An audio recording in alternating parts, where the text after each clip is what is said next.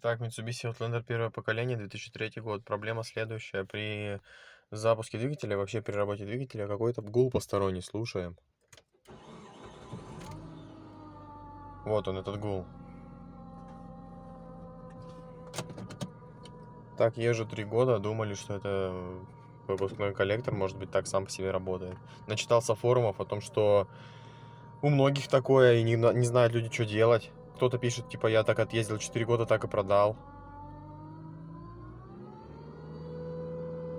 Вот. Кто-то пишет, что это ГУР. Кто-то пишет, что ГУР думал, а потом поменял его, и толку нет, так и осталось. В общем, вот такой гул. Есть подозрение, что это подшипник кондиционера, компрессор кондиционера, муфты, ну, шкива. Вот. Старым дедовским методом это выяснили, прислонив палку, и, ну, с одной стороны палка прислоняется к компрессору, а с другой к уху. Короче, дедовский метод, кто знает, разбирается, скорее всего, знает. Способ такой. Вот.